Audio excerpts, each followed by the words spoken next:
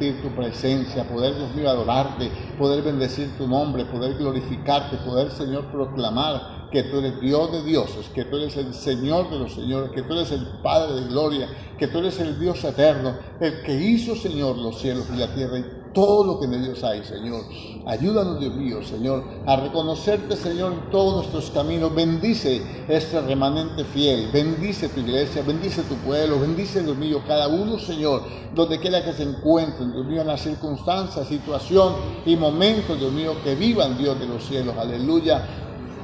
Que la gracia tuya, que el poder tuyo, que la misericordia tuya, Señor, bendito Dios, llenen su vida, Dios mío, Padre, glorifícate en el nombre poderoso de Cristo Jesús y ayúdanos, Dios, para que siempre haya en nosotros, Señor, la disposición, Señor, de servirte, de adorarte, de bendecirte, de glorificarte y aprender de ti, oh Dios, Padre. Ayúdanos, Señor, que con mansedumbre podamos recibir, Dios mío, tu palabra santa, Dios mío, y perseverar, Señor, en ella, en el nombre de Cristo Jesús. Amén. Amén. Y amén. Gloria a Dios.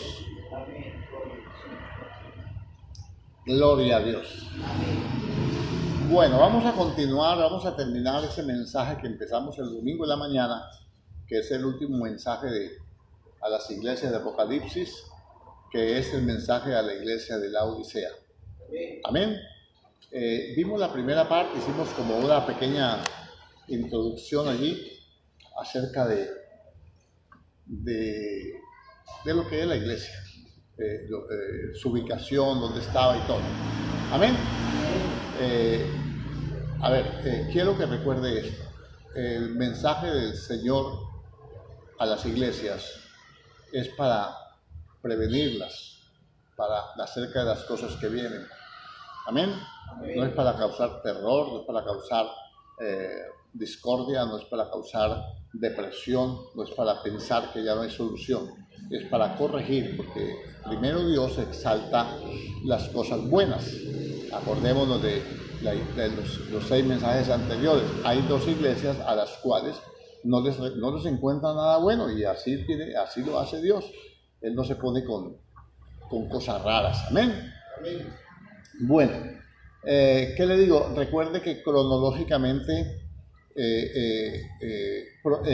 de forma profética, la cronología por lo que establecen estas iglesias en la forma que están ahí reveladas, marcan los diferentes estados de la iglesia, épocas por las que han pasado y circunstancias que las han afectado.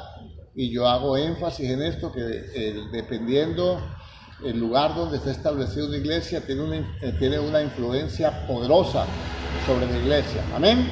Porque ahí tenemos las amistades, ahí tenemos las costumbres, ahí tenemos las tradiciones, ahí tenemos todas esas cosas que Dios dice que tenemos que dejar, que tenemos que morir a ello, y no es fácil. De todas formas, eso va a marcar el desarrollo de una iglesia. Amén. También, hermano, recuerde que el número 7 es plenitud.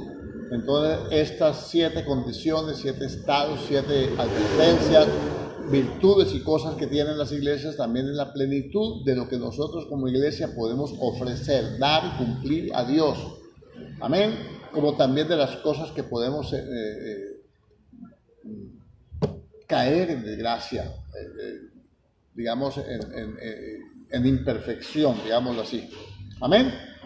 De tal manera que este es el último mensaje de los que hemos visto, y yo quiero, ya vimos la parte histórica, la parte geográfica, donde estaba ubicada y toda esta cuestión.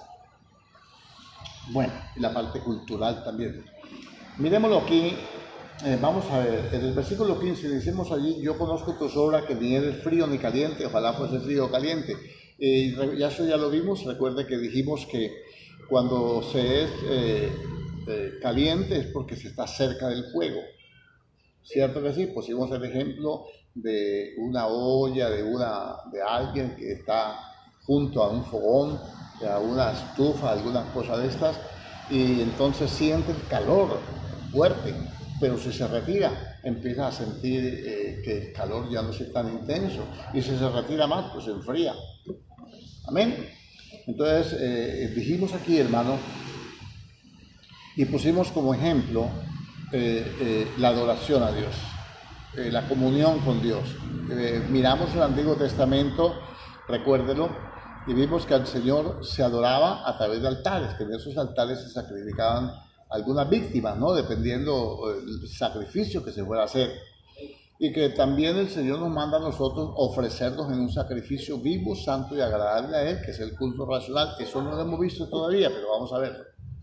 Y dijimos que ese altar pusimos como ejemplo y vimos algunas partes de los sacrificios en lo tocante a las leyes que Dios estableció para los sacrificios. Es que Dios establece leyes. Para los cristianos, por ejemplo, nosotros estamos, yo diría, envanecidos con la gracia. No hemos aprendido la gracia, pero estoy tan interesado en que le hemos estado dando algunas puntadas allí para que conozcamos algunos aspectos de la gracia. ¿Por qué estamos envanecidos? Porque somos salvos por la gracia, por medio de la fe. Y esto no es nosotros, pues es donde Dios, o sea, Dios algo vio. Y que ya lo vimos también en Efesios, y entonces nos regala la fe, hace que nuestro corazón se abra y que nuestro entendimiento se abra y que podamos comprender el mensaje y de acuerdo a la necesidad de cada uno pues va a captarlo. Amén. Nos regala la fe y entonces nos da la salvación y creemos que porque somos salvos ya ahí paró todo. No, estamos muy equivocados. La gracia es más exigente que las otras dispensaciones, que la ley. El Señor dijo, ¿oíste que fue dicho? Lo ha envuelto en una tradición, mas yo digo.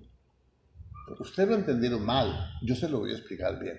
Entonces nos hemos envanecido porque muchas veces creemos que yo soy salvo por la fe, por la gracia, bueno, no por obras. Ahora adoro al Señor en espíritu y en verdad. No necesito un templo. El Señor dijo que no era ni en Jerusalén, ni en el monte, que es aquí adentro del corazón. Amén. Amén, amén, amén. Pero el Señor dijo, no dejando de congregarnos. Amén. El Señor dijo que somos un cuerpo. El Señor dice que somos templos del Espíritu Santo, que tenemos que ser edificados para hacer la obra del ministerio, para poder tener la perfección, el conocimiento, la madurez, el conocimiento de la palabra, para poder hacer la obra del ministerio. Este ministerio aquí, para colocarle un ejemplo, no se llama Hugo López, se llama Iglesia de Florida o Iglesia Casa de Misericordia en Florida. Esta iglesia tiene un ministerio, tiene una función que cumplir. Fue Dios llamando a esta iglesia, formando esta iglesia. Si usted está aquí es porque usted es parte del propósito de Dios, porque así lo enseña la Biblia. Amén. Si usted estuviera en la China, sería más difícil, pero tendría que hacer también la obra del ministerio. Evangelizar chinitos entre una cueva por allá escondido, sin Biblias, arriesgando la vida. Entonces, según ese propósito, tiene que ser edificado y tiene que ser fortalecido, tiene que ser enseñado. A un chinito, ¿qué le vamos a decir? Sé fiel hasta la muerte y yo te daré la corona de vida. Ahí hay un mensaje de una iglesia. Amén. Si estuviéramos en el África, yo conozco tu pobreza, pero tú eres rico. Y los persiguen los musulmanes. Aquí yo voy a permitir que los echen a la cárcel para ser probados. Ahí aplicaría un mensaje de eso.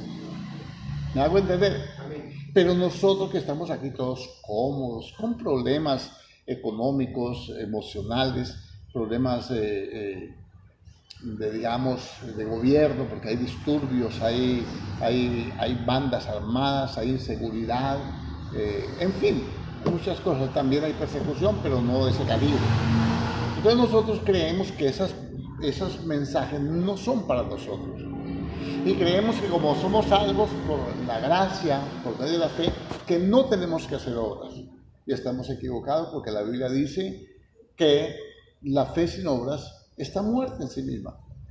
Que la fe se perfecciona por medio de las obras. Amén.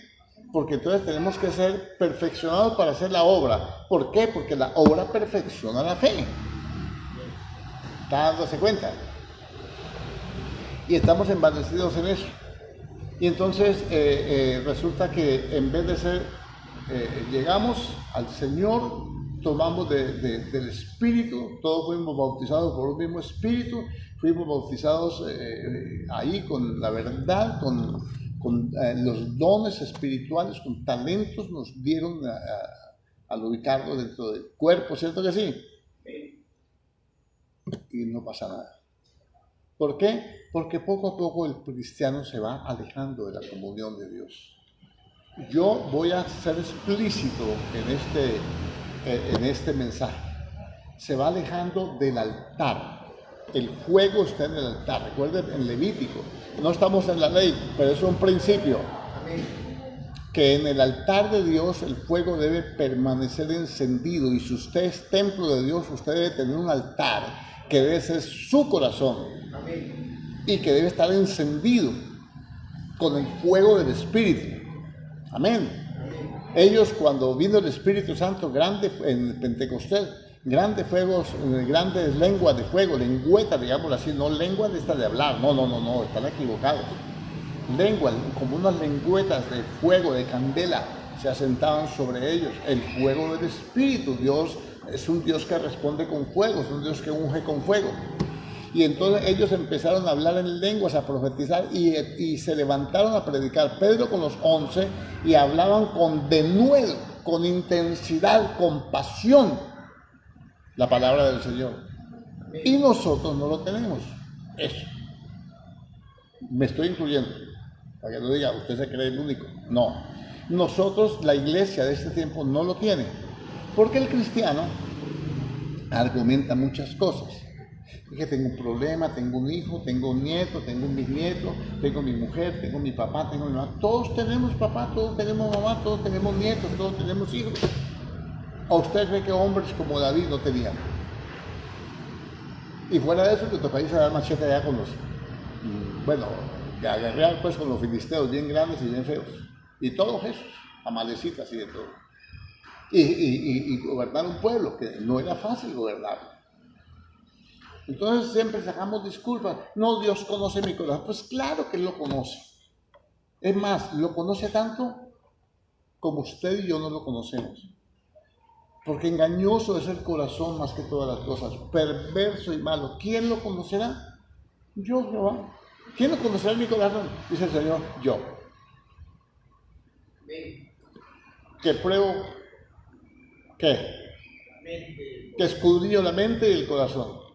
Para darle a cada uno según lo que se merece, según sus obras. Diga obras. Yo tengo la boca redonda de decir obras. ¿El Señor conoce mi corazón? Pues claro, el que no lo conoce es uno, hermano. Porque tus pensamientos no son mis pensamientos, ni tus caminos son mis caminos. Del hombre son las disposiciones del corazón, de Jehová la respuesta a la lengua. Todos los caminos del hombre son rectos en su propia opinión, mas Jehová pesa los espíritus. Amén. ¿Qué opina de eso? Entonces yo creo que este mensaje es la última etapa de la iglesia antes de ser arrebatada. Está marcado en 7 etapas, que es la plenitud del 7, ¿no? Y el último mensaje es antes del arrebatamiento, porque aquí en el capítulo 4 es el arrebatamiento. Oí una voz como de trompeta, me dijo, sube acá, y al instante estaba yo con el Espíritu. Amén. ¿Estamos entendiendo? Continuemos pues. Entonces lo primero que tenemos que hacer es ofrecer nuestro cuerpo en un sacrificio vivo, santo, agradable a Dios. Romanos capítulo 12, versículo 1. Versículo 2. No se conformen a este mundo o a este siglo, dice otra versión. Otra versión dice, no se configure a las cosas de este mundo. Entonces, si uno se enfría, entonces, ¿cómo va a subir olor fragante a Dios? Una iglesia tibia no quema el holocausto. Usted no puede pretender. Les dice, yo puedo asar la carne a fuego lento. Bueno, la carne sí, pero lo espiritual no. Estamos hablando de que el Señor dice, dice el apóstol Pablo, Romanos 12:1, dice, os ruego pues, hermanos, que presentéis vuestros cuerpos en un sacrificio vivo, santo y agradable a Dios. ¿Cómo le gusta al Señor el sacrificio? ¿Cómo le gusta? Que sea lo fragante, que arda eso, que queme la grosura, que suba el humo del sacrificio. Amén. A ver, hermano, yo le voy a explicar esto un poquito. No tengo afán de predicar este mensaje, quiero ministrar para que nosotros seamos advertidos de estas cosas. ¿Qué es lo que Dios quiere? ¿Por qué mandaba a quemar un animal completamente como holocausto? Habían diferentes ofrendas, estamos hablando de holocausto, ¿no? Lo mandaba a quemar. Entonces, cuando subía esa carne quemada, a uno les parecerá fétida, a otros les parecerá maluco, pero a Dios era el testimonio de que habían sacrificado, habían matado un animal. Ese animal quemado daba testimonio de que le estaban adorando, de que había un muerto por el pecado de ese oferente. Y Dios se agradaba. Él le agrada la fe. Sin fe es imposible agradar. Él le agrada la fe. Él le agrada que yo llegue delante de Él y no hay un altar físico, pues no. Yo mismo soy el altar como el Señor. El Señor es el Cordero y Él es el sacerdote. Y el altar al mismo tiempo. Porque todo lo representa ahí en el templo. Pero entonces yo tengo que presentarme delante de Dios. Él quiere un testimonio de que yo he muerto al pecado y que mi cuerpo está muerto al pecado y que se lo estoy ofreciendo a Él en un altar espiritual, el cual produce olor fragante. Y dice Dios, me agrada, estás muerto al mundo, mirad. Pasas de esas mujeres que parecen repartiendo tratados, afiches, pues, parecen contoneándose y vos no las mirás porque sabes que mi palabra dice que no puedes mirarlas con deseo en tu corazón. Y esa ha sido tu debilidad. Esa ha sido tu debilidad y tú te estás negando, estás muriendo. Es el testimonio, está en el altar, en cómo está subiendo ese olor fragante de esa víctima que hay en el altar, de ese animal sacrificado. Tenemos que ser semejantes a Cristo, ¿no? Os ruego pues por la misericordia de Dios, por todas las misericordias que Él nos ha hecho, que presentemos nuestros cuerpos en un sacrificio vivo, santo y agradable a Dios, que es el culto verdadero, el culto inteligente, el culto permanente, culto racional, diario, continuo, porque en el altar de Dios el fuego permanecerá encendido. Amén. No dice que yo no puedo pecar, no debo pecar, pero si he pecado, pues abogado tengo para con el Padre.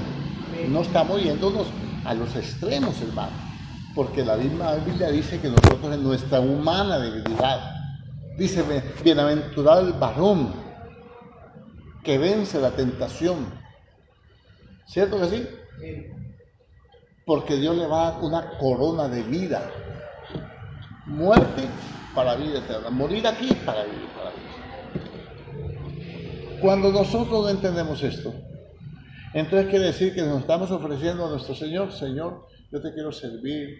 Señor, yo te quiero adorar. Señor, yo quiero honrarte. Me gusta cantar, yo pongo todo mi sentimiento, me transporto hasta tu presencia, Señor, y todo. Pero desde de lengua y largo, hermano. No le estoy diciendo a usted, estoy diciendo a un creyente así. Pero estás ofendiendo. Te falta. Estás mintiendo. Se te salen los ojos en la calle cuando ves taconear a una mujer que va detrás de ti. Te paras y le haces el pase de muleta como torero. ¡Ole! Para echarla adelante y irte detrás de ella, mirándola. Entonces, quiere decir que en ese momento se bajó la temperatura, el fervor del espíritu. Y ese sacrificio no produce olor fragante, no tienes cuándo. no tienes cuándo.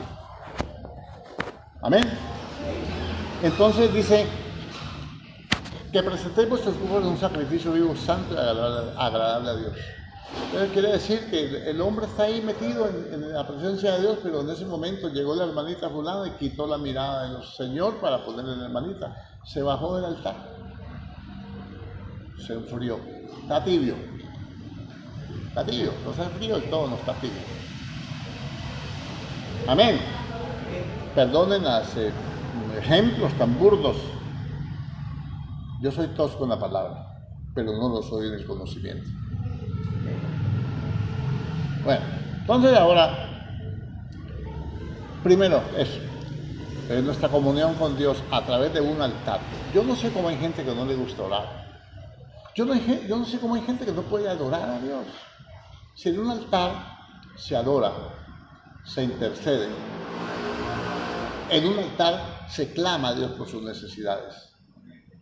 Si usted mira la Biblia, revisa, a Ezequías fuesen a querer amenazarlo, mandó al Rastasés a decirle: tus hijos son míos, tu oro, tu plata es mía y todo es mío, pues, venía a llevárselo, a despojarlo. Y él entonces llegó ante el altar de Dios y entonces puso las cartas que tenía delante del Señor. Dijo: Señor, esto y esto y esto está pasando. ¿Por qué respondió Dios de esa forma? Porque es un hombre que se ha ofrecido voluntariamente a Dios. Su padre, no el suyo, el de él, Acaz, fue malo. Malo, más malo que Agos Florero. Cerró el templo. Ojo con esto que tenemos que aprender. ¿Qué fue lo malo que hizo Acaz? Cerró el templo y puso altares. Yo diría altares familiares. Por todo Jerusalén los esparció altares. Entonces, cuando se cierra el templo, el altar, dice el Señor como ley en el Antiguo Testamento: no ofrecerás tus sacrificios. Eso está como en Deuteronomio capítulo 12, algo así. No ofrecerás tus sacrificios en el primer lugar que vieres, sino en el lugar que Jehová escogió. Allí ofrecerás al Señor tus sacrificios y tus ofrendas de paz y diezmos y todo. Pero entonces al caballero Acaz le pareció muy cómodo cerrar el templo. Después viene Ezequías, después de tantos años cerrado, y restaura. Y lo primero que hace es hacer las cosas a la manera que Dios decía. Celebró la Pascua de la manera que Dios decía. No la pudo celebrar en el primer mes. Y entonces oró a Dios para poder hacerla el segundo mes, porque no todos los sacerdotes estaban santificados. Pero oró a Dios con propósitos. Amén. Yo sé que estamos hablando de la Odisea, no se preocupen. Pero quiero mostrarle a ustedes cosas. Entonces, él volvió y avivó el fuego. Puso cantores, puso holocaustos, y cuando empezó todo estaba en su furor, se postró y adoró. Todo esto estuvo hasta que el holocausto se consumió, y enseguida se postró ahí con sus vestiduras reales.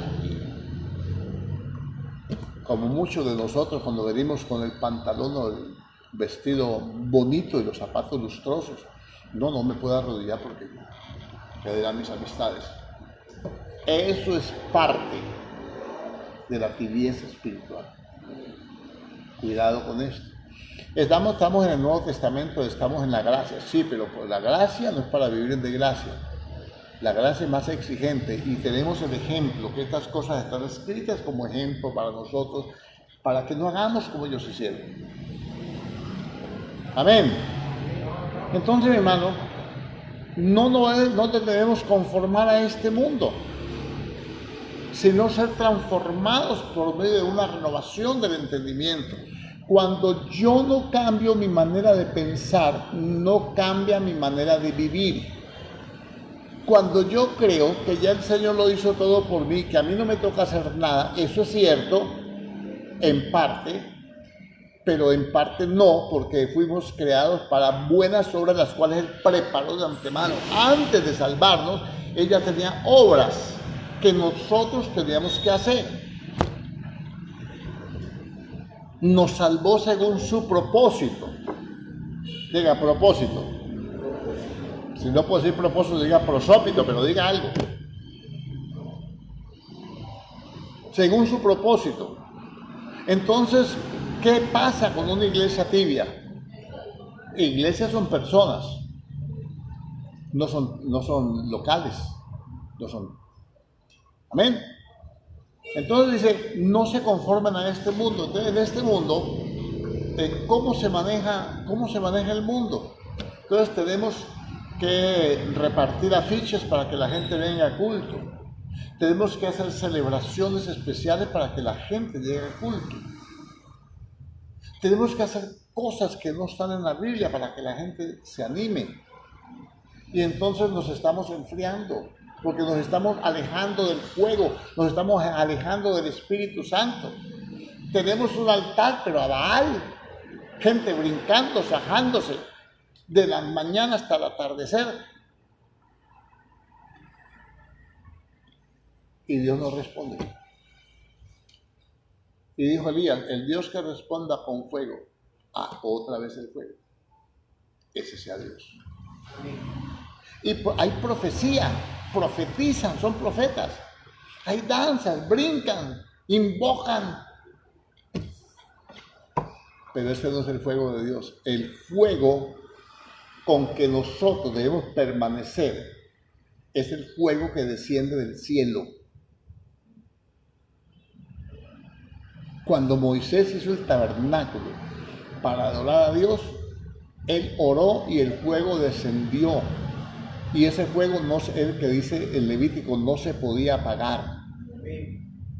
Cuando ellos iban a llevar el tabernáculo de un lugar a otro, avanzando hacia la tierra prometida, ellos no podían llevar el altar encendido, porque ¿cómo? Pero sacaban tizones en incensarios y tenían que ir por todo el desierto, que no se les fuera a apagar, porque Dios dijo, esa es la ley del holocausto. Si se les apagaba, después ¿cómo lo encendían? Y pilas ahí que no se apaga y que se le acabó, y meterle más leñita allí para que... Y lo primero que armaban era en el tabernáculo, cuando llegaban, era el altar, el holocausto. Lo primero. Y enseguida metan los tizones, échenle la leña encima y pongan a arder. Lo primero es el fuego. Una iglesia, hermano, verdadera, la iglesia que se lleva el Señor es una iglesia avivada. Perdón, yo hablé, el mensaje anterior habla de la iglesia de Filadelfia. Esta es la iglesia que es arrebatada. Y esta es la iglesia que se queda en la tribulación. Y en condenación muchos. Esta que estamos hablando. Que nosotros debemos evitar tener características de esta iglesia. Porque se empieza una y se va sumando la otra y se puede ir sumando la otra. Y a lo último, unos nos contaminamos con otros en sus hábitos.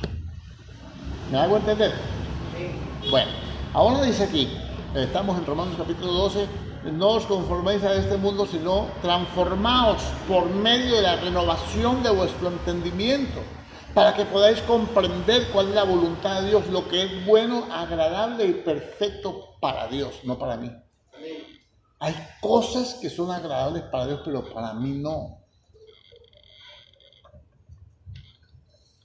Por ejemplo, Dios dice, no dejando de congregarnos. Alguno dirá, yo ya he leído la Biblia tantas veces, pero yo con cada 8 días que vaya.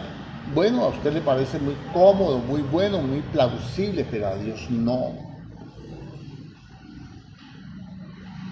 Porque es el Espíritu el que da testimonio a nuestro espíritu de que somos hijos de Dios. A uno lo pueden aplaudir.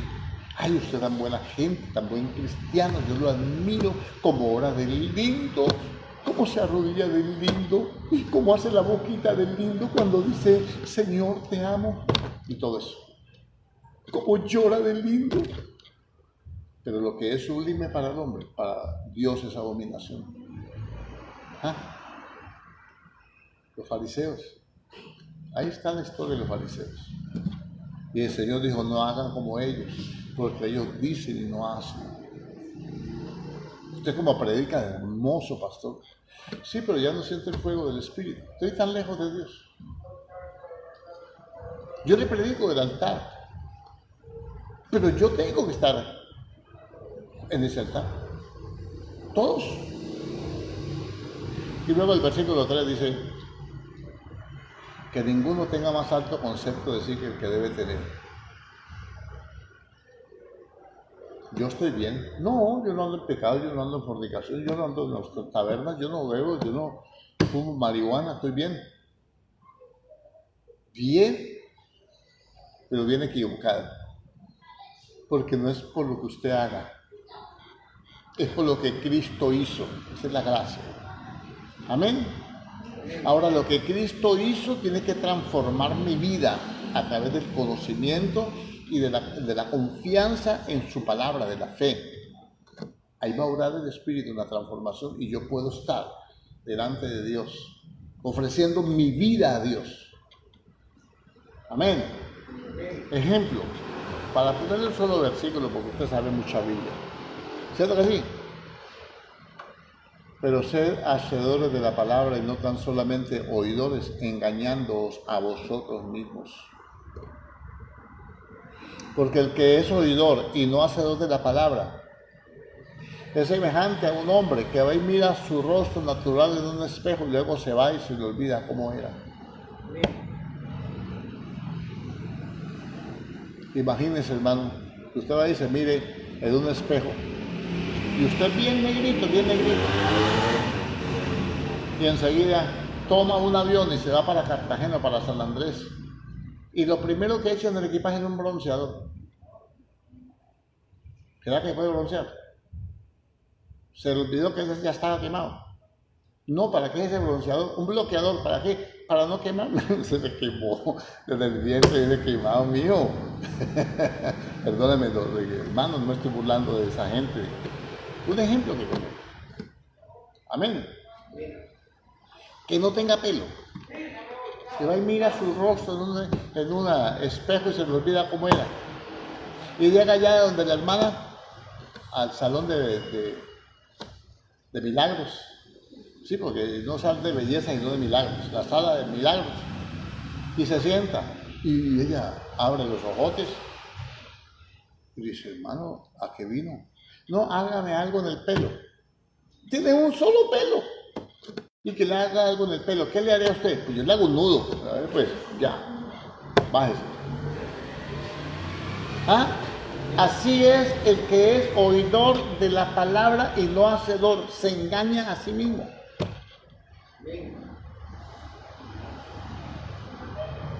Imagínense, hermano. Hay gente que son más anchos que altos. Y hermanitas, que parecen una nevera. No me estoy burlando de las neveras ni de las hermanas. Y anda con una blusita mostrando el ombligo, que ni se les ve.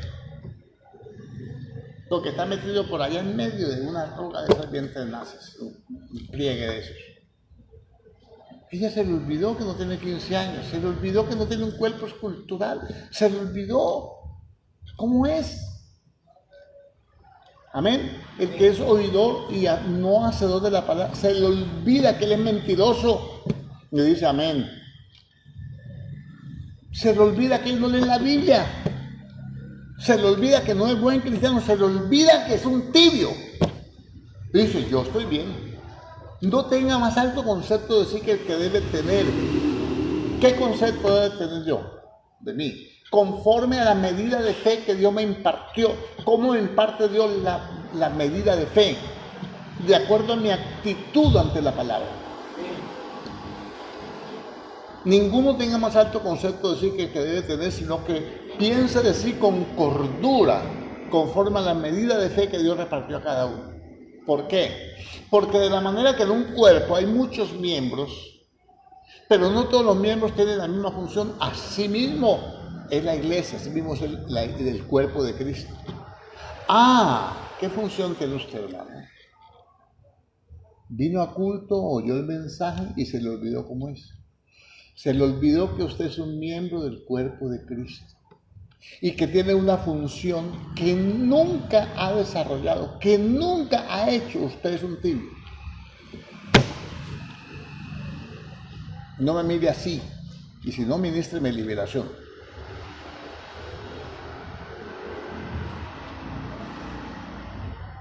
Porque debo pensar de mí con cordura conforme a la medida de fe que Dios me impartió. Y cuando Dios me impartió una medida de fe y yo no la uso, entonces soy un oidor y no hacedor de la obra. Aquí no vinimos hermano, a apapachar a nadie, venimos a advertirnos. Yo me estoy advirtiendo. Yo vengo a que Dios me diga. Este es el último mensaje antes de arrebatar la iglesia, la última advertencia. Sigamos, no lo voy a martirizar más. Más bien sigamos.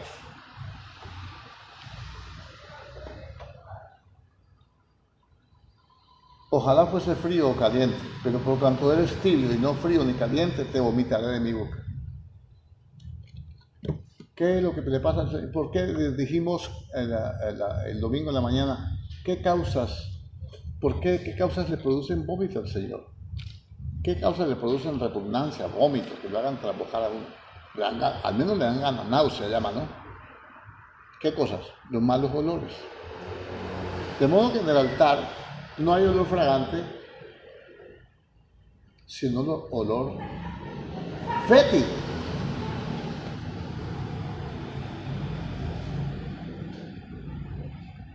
Entonces Dios dice, es que me dan ganas de trembogar, apaguen ese fogón.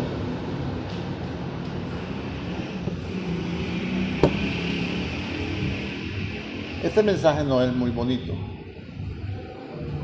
Es una advertencia. ¿Amén? Amén. ¿Por qué es tibio? Escuche por qué es tibio. ¿Sabe por qué es tibio?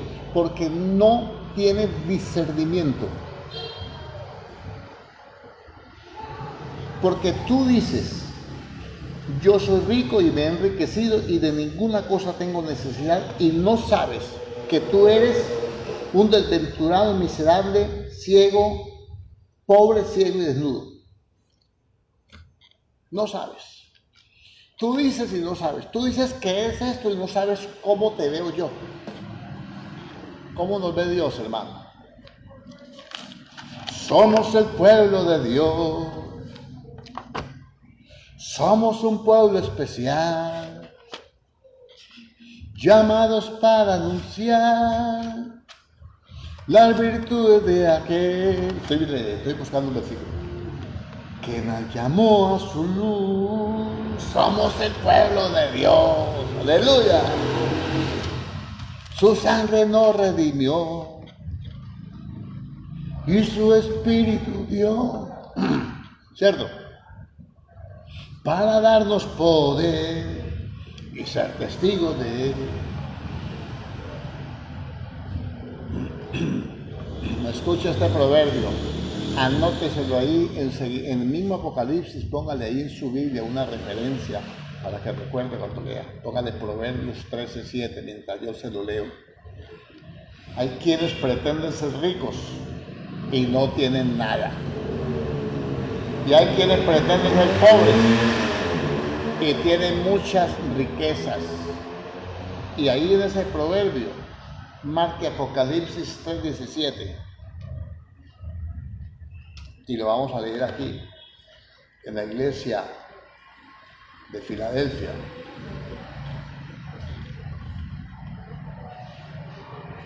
Amén.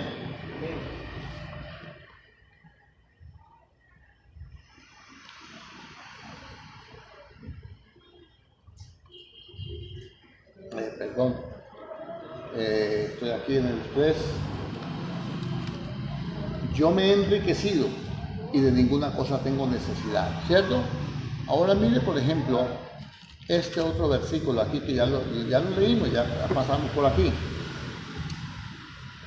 El mensaje a la Esmirna, en el capítulo 2, versículo 9. Una iglesia sufrida, una iglesia martirizada, una iglesia oprimida, una iglesia probada. Le dice: yo conozco tus obras y tu tribulación. Una iglesia que está en tribulación, en necesidad, en persecución, en pobreza. Amén. Verso 9, 2:9. Pero tú eres rico. Yo conozco tu tribulación y tu pobreza, pero tú eres rico.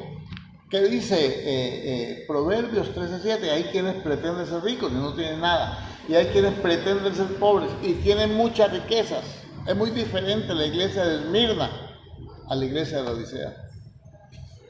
En la iglesia de la Odisea es la manifestación del orgullo, de la vanidad, de la mediocridad, de los que no entran, que confían en las riquezas, que les gusta el evangelio de la prosperidad. Tú dices: yo soy rico y me he enriquecido y no tengo necesidad de nada.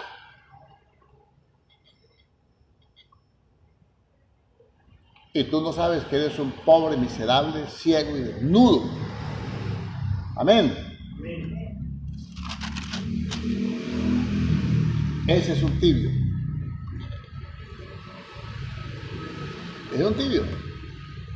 Porque el Señor le dijo: no eres ni caliente ni frío, estás tibio. ¿Por qué estás tibio? Porque no tienes discernimiento.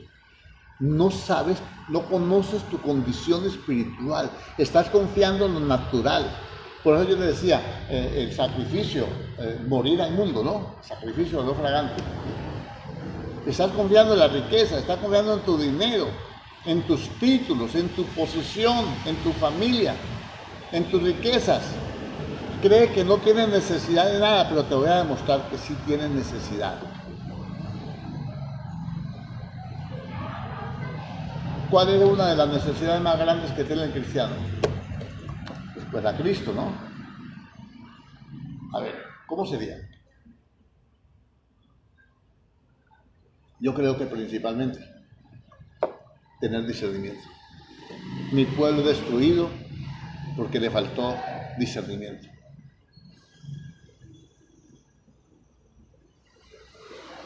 Así lo dice en la versión de las Américas. Amén. ¿Cuál es la mayor necesidad que nosotros tenemos? Tener discernimiento.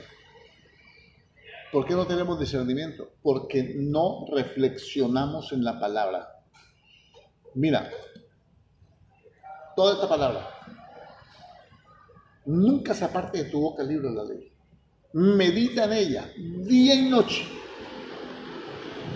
Medita en ella día y noche para que hagas las cosas conforme en ella estés escrito. Entonces harás prosperar tu camino y todo te saldrá bien.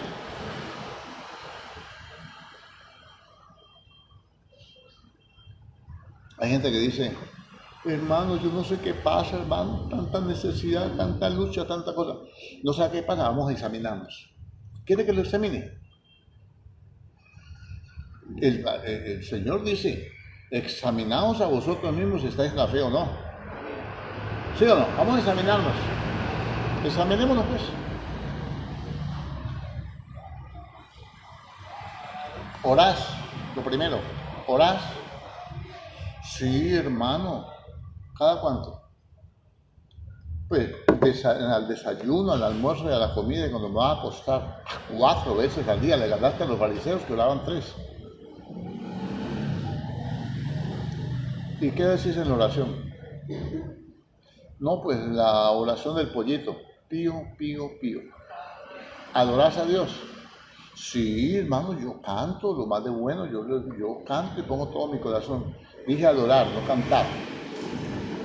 Porque adorar es una cosa y cantar es otra.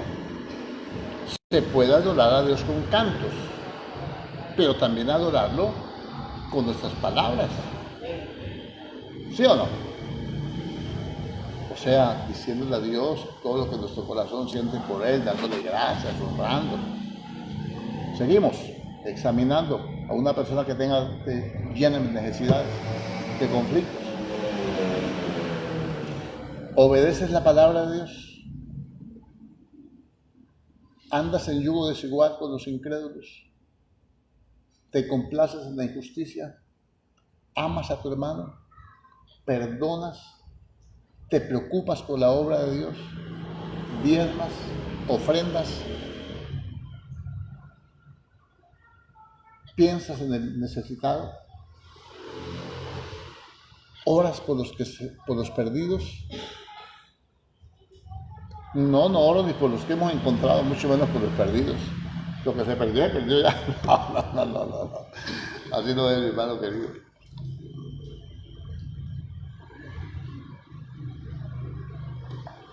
Y nos ponemos a examinar nuestra vida.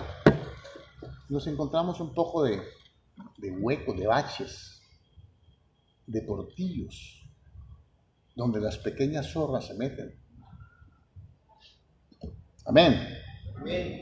Entonces dice, el dinero no es todo. Tú dices, yo me he enriquecido. ¿Cómo te enriqueciste?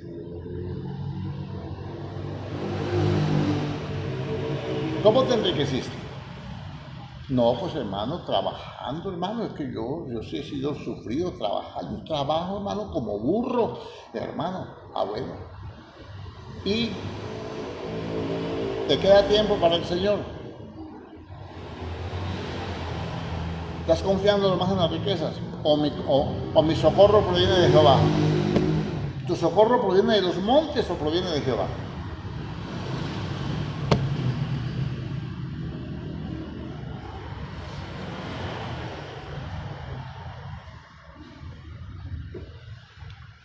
Pero Dios no es injusto para olvidar vuestra obra y el trabajo de fe y de amor que habéis hecho hacia su nombre, habiendo servido a los santos y sirviéndoles aún. Pero dice el apóstol Pablo a los hebreos, deseamos de vosotros cosas mejores, aunque hablemos así.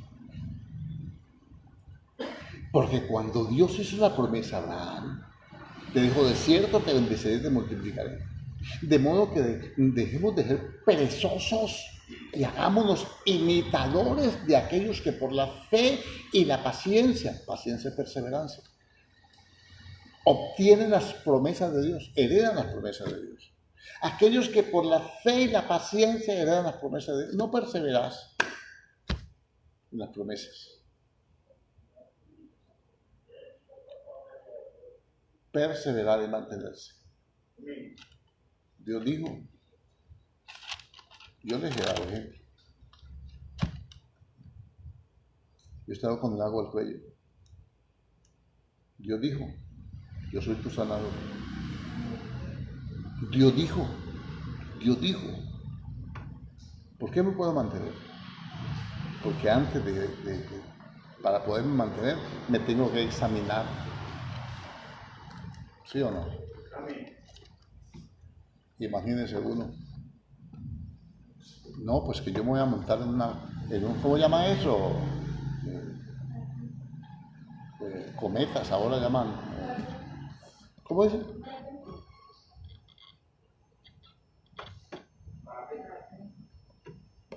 Eso. Yo voy a subir. Siempre fui aficionado, siempre quise volar, hermano. Así en esos cometas llamadas, ahora parapente, ¿no? ¿Qué es? Bueno. O en un avión de esos sin motores, de esos planeadores. Es que alan y lo sueltan. Siempre fue o tirarme en paracaídas, siempre. Esa fue una de mis frustraciones que no pude tener. Siempre. Cada loco con su tema, a mí me gustó eso, ¿no? Imagínate yo ahora, con estos T5 que tengo, y con 150 kilos de peso. Voy y me monto un aparato de esos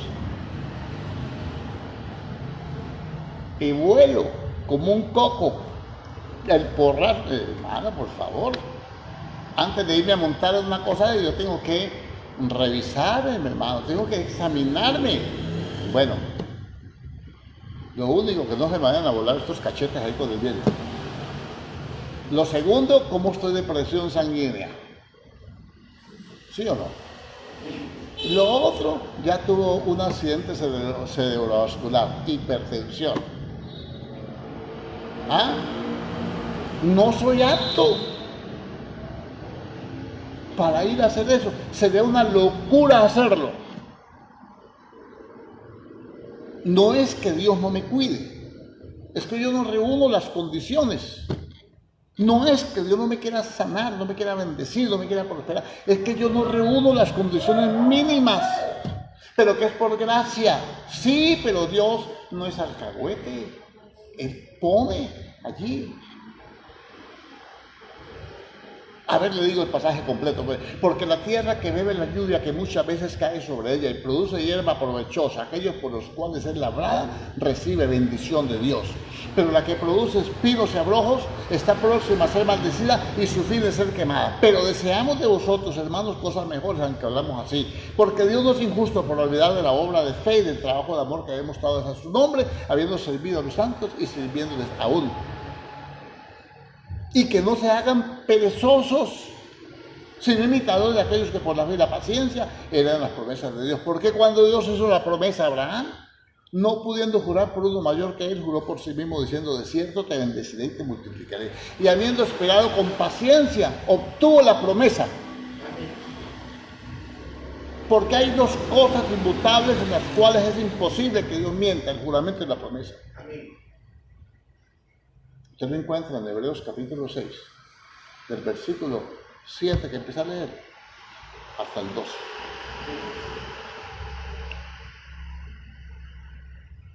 Porque todas las cosas que pertenecen a la vida y la piedad nos han sido dadas por su divino poder, mediante el conocimiento de aquel que nos llamó por su gloria y por su excelencia, mediante las cuales nos ha dado preciosas y grandísimas promesas para que por medio de ellas obtengamos su naturaleza divina. Dios está interesado en nuestra naturaleza divina, habiendo huido de la corrupción que hay en el mundo a causa de las concupiscencias. Si yo no huyo de las concupiscencias que hay en el mundo, sino que me adapto al mundo, no tienes cuándo, decía mi nieta, no tienes cuándo obtener la naturaleza divina, ni tener todas las cosas que pertenecen a la vida y a la piedad, aunque se las hayan dado.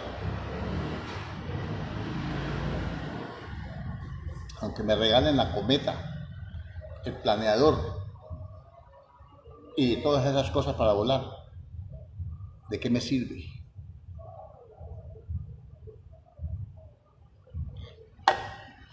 Si ya tengo 35 años, ¿no?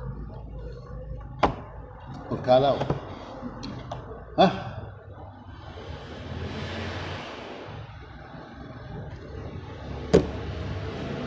¿Me estoy haciendo entender?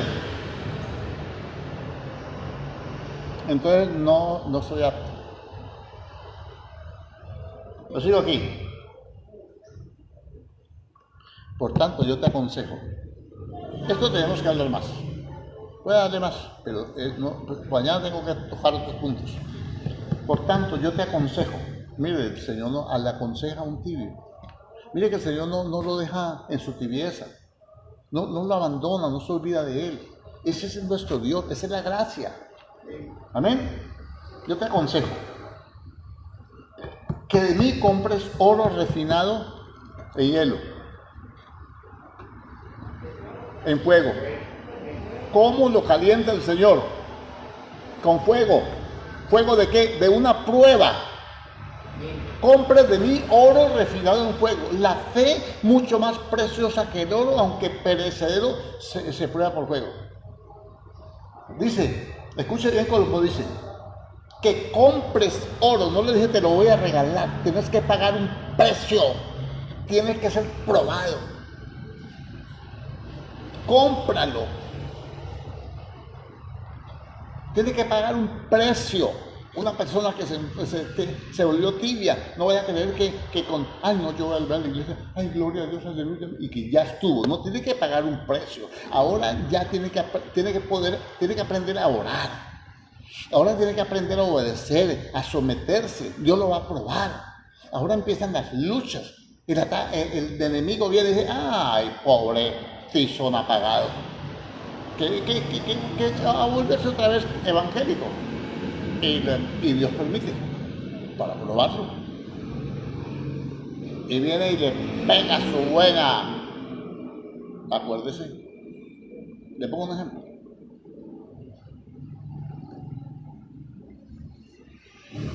Es necesario que me crucifique.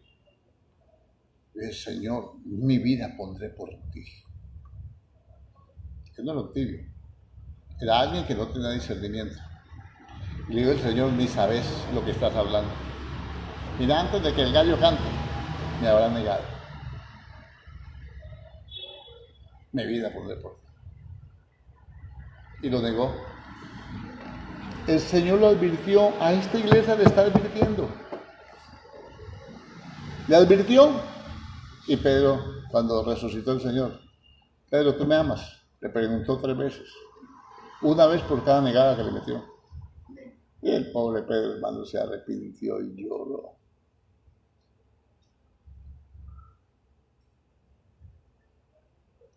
Se quedó dormido en el Getsemaní. Ni hablar. Era un hombre de fe, pero son enseñanzas que nosotros tenemos que escudriñar y sopesar, no acusar a nadie, que va a acusar usted al apóstol Pedro, si él amaba al Señor y tenía revelación y todo. Entonces le pongo como ejemplo. ¿Y qué pasó con eso? Después de que hizo esa declaración, después estaban peleando hasta ver quién iba a ser el mayor, el jefe ahora que iban a crucificar al Señor. Y lo llamó el Señor, le dijo, Pedro, vení te cuento un cuento. Satanás os ha pedido a todos, no a uno solo, no a Pedro. La gente cree que es solamente a Pedro. Dijo, os ha pedido a todos los apóstoles para zarandearos como a trigo. Pero yo he orado al Padre para que el diablo no haga eso. No dice así la Biblia. Yo he orado para que la fe no les falte. ¿Qué va a hacer el Señor? Dice, te voy a decir, compra de mí, paga un precio. Hay que pagar un precio por la fe. La fe que usted ha desarrollado, la fe que yo he desarrollado, hemos tenido que pagar un precio. El precio a veces del rechazo, el precio de las pruebas, de las necesidades, de la angustia, de la aflicción, del tormento, de todas esas cosas. Y hoy podemos estar aquí. Y a veces necesitamos una prueba, hermano. Abraham la necesitó. Imagínense. Abraham, como a los 115, 117 años, necesitó una prueba. Y Dios le dijo, al monte con el muchacho.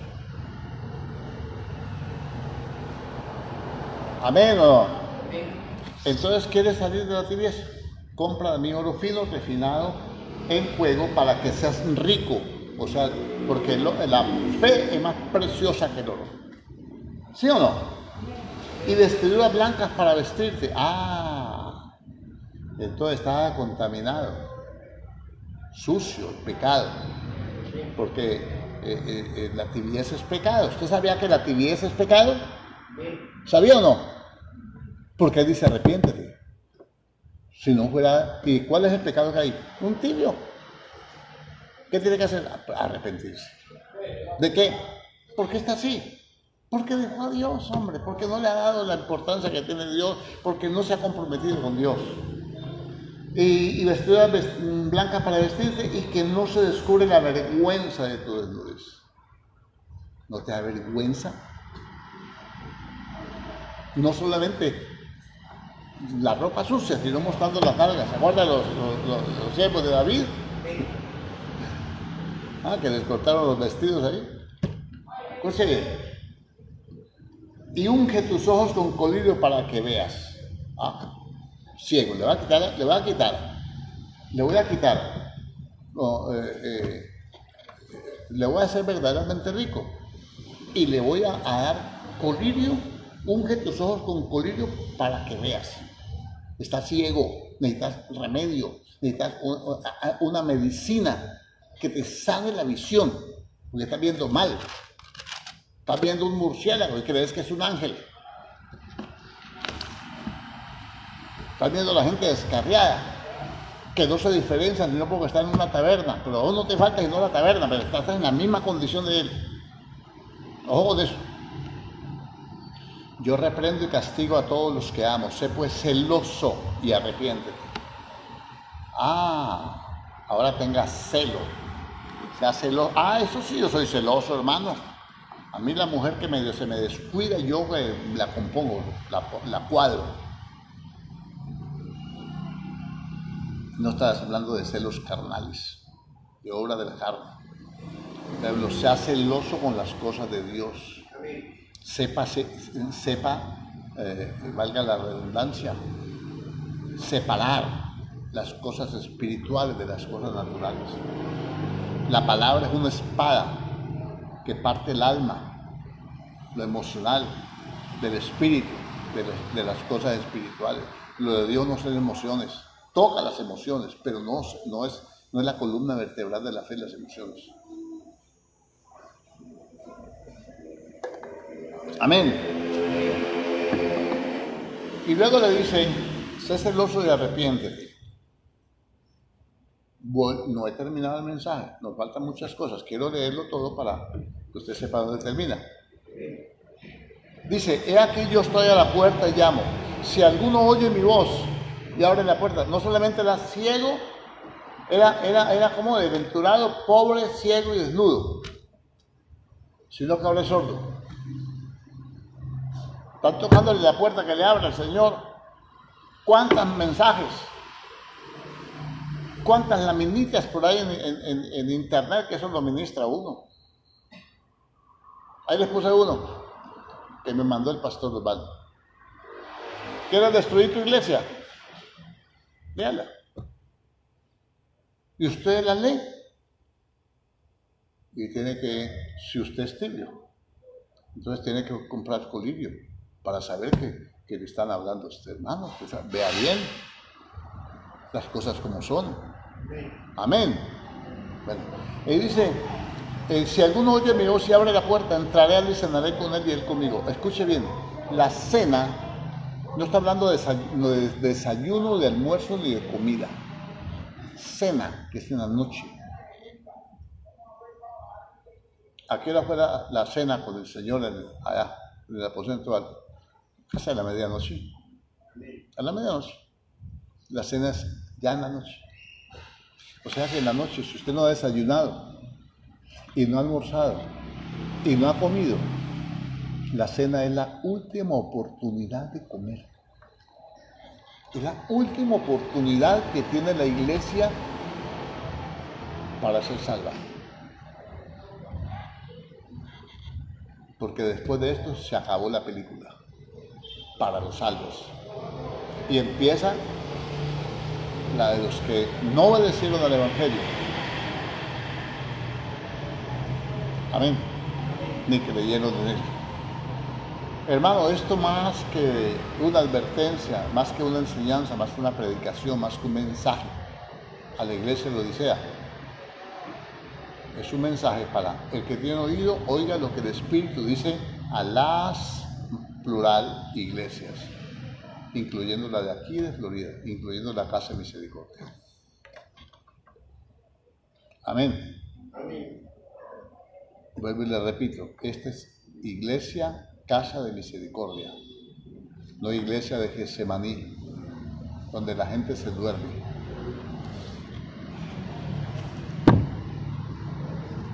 Yo jamás le pondría iglesia a Getsemaní. Si llamándose Casa de Misericordia se pegan sus roncadas, imagínense que fuera Getsemaní. Y que no, hermano, es que me cayó la unción de Pedro, de Juan y de Jacobo. Padre Celestial, en el nombre de Jesucristo, Te damos gracias por tu misericordia, por tu bondad, por tu amor eterno, por tu gran poder, por tu gracia. Señor, porque tú eres fiel, porque tú eres poderoso y porque tú llenas nuestra vida.